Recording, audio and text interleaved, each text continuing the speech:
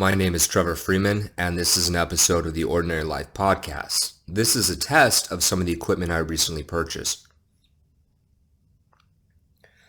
For this subject, I want to talk about Superman. What does it mean to be Superman? Friedrich Nietzsche, a philosopher from the 18th century, coined the term Übermensch, which means Superman in German. But it's not the kind of Superman that we think of. When we think of Superman, we think of some guy with black hair and blue eyes, kind of like me, flying around with a cape. He's completely noble and moral and saves people, and he's a perfect human being morally and physically. He also has powers. He can fly like a speeding bullet. And he's really strong and some other shit. However, Friedrich Nietzsche's Superman was about cultural reform. What I really want to talk about is the negative traits of Nietzsche's Superman.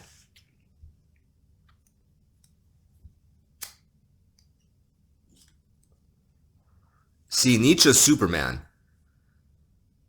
had negative traits along with positive. But I want to talk about the negative traits he assigned to the Superman that would change society and culture. So at first, it doesn't seem negative. One of the things about the Superman is that he makes his own values. So what that means is that he does not worry too much about societal rules and societal norms. He makes his own values and lives by them. He doesn't follow the rule book. What is morally told to him by the masses is not necessarily the way he lives his life, or she. He makes his own rules. He's a little bit selfish, or she. He's selfish or she is selfish in the effort of creating something that they believe matters,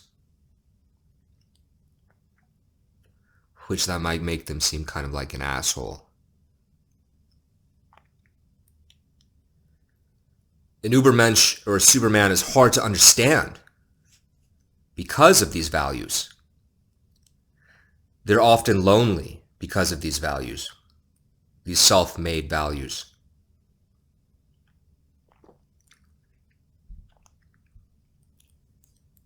They are often misjudged by other people because of their own values.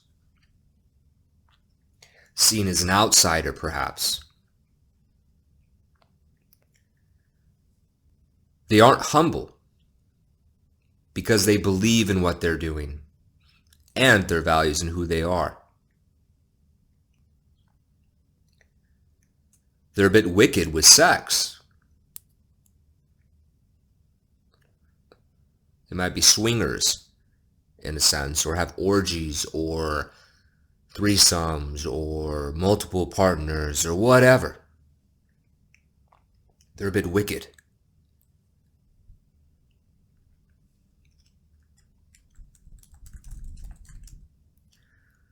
They have these negative traits, according to Nietzsche, the Superman does. But why does the Superman have these negative traits? What seems to be negative? They're wicked with sex. They're not humble. They can be selfish. They make their own values. They're misunderstood and lonely.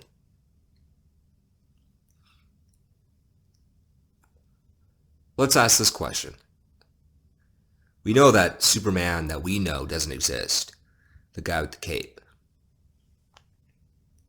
But think about most of the impressive people in life. They are a bit wicked. They all usually have at least one or two problems. Maybe they're wicked with sex. Maybe they drink a lot. Maybe they do drugs. Maybe they break the law.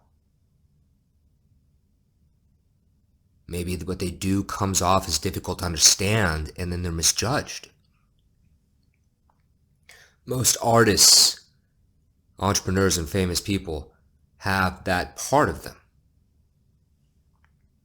Anyone who makes cultural difference has that part of them. And if they don't, they're either not making that big of a difference or you just don't know about that trait of them. They've done a good job of hiding it.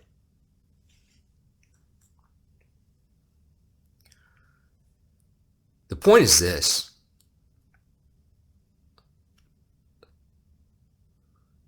That anyone who is creative, highly intelligent,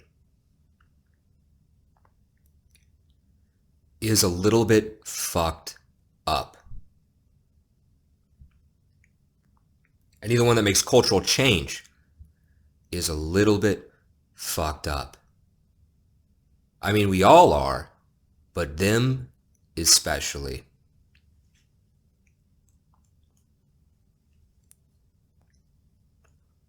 You know, for example, one of my favorite writers is Charles Bukowski. That man drank more alcohol than an entire sailor crew. Smoked cigarettes nonstop. Fucked more women than I can think of. Maybe had a lot of bad relationships too. Well, he did. If you read Women by Charles Bukowski. And you can look at him and say, you know, Bukowski, if you just didn't drink or smoke or fuck women, you would have had a better life. But would he? The question is, would he? If he wasn't a bit of a deviant, do you think he would have been inspired to write what he wrote?